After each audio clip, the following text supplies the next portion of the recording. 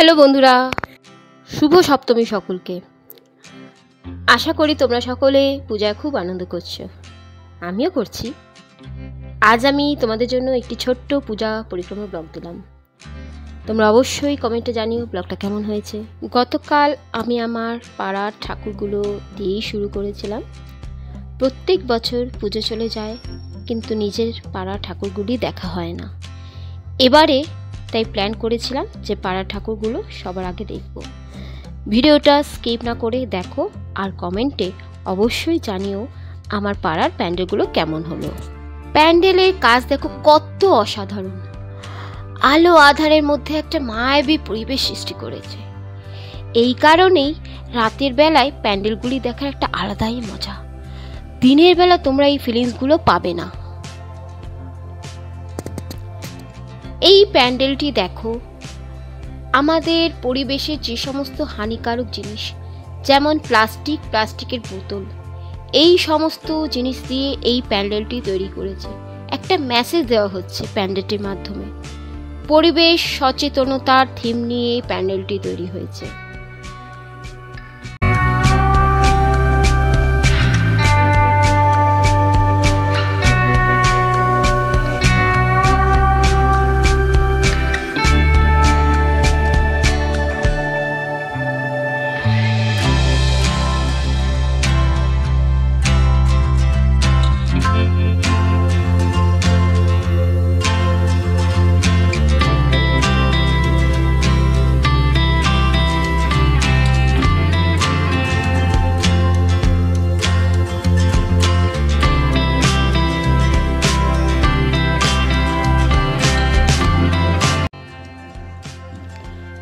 এই মণ্ডপটিতে আমাদের পুরনো যে কুটির শিল্প তাকে থিম করা হয়েছে।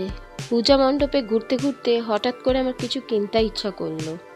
পুজোকে কেন্দ্র করে এখানে একটি মেলা বসেছিল, সেখানে কিছু ইমিটেশন জুয়েলারি দেখছিলাম।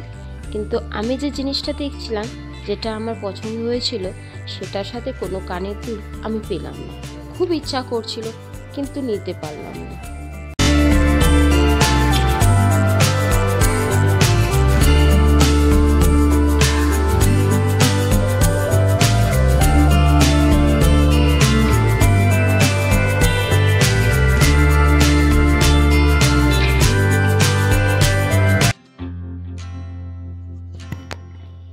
এই মণ্ডপটি পুরনো জমিদার বাড়ির আদলে তৈরি হয়েছে, যেখানে বাইজি নাচ এই সমস্ত হতো। মণ্ডপটিতে ঢোকার সাথে সাথে একটা আলাদা ফিলিংস লাগবে। পরিবেশটিকে খুব সুন্দরভাবে সাজানো হয়েছে। ব্যাকগ্রাউন্ডে পুরনো ক্লাসিক্যাল যে নৃত্য পরিবেশন হতো, তার থিম মিউজিক এখানে রাখা হয়েছে, যে কারণে একটি সুন্দর মনোরম পরিবেশের সৃষ্টি হয়েছে।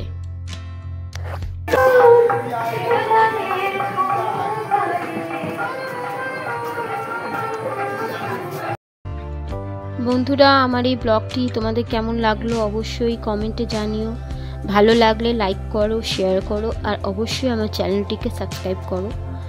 তোমাদের একটি সাবস্ক্রাইব আমার মনোবল বৃদ্ধি করতে সাহায্য করবে। আমি আরও ভালো ভালো নিত্য নতুন ভিডিও তোমাদের সামনে আনতে পারবো। তোমরা সকলে পুজোয় খুব আনন্দ করো। দেখা হচ্ছে পরবর্তী ভিডিওতে। টাটা।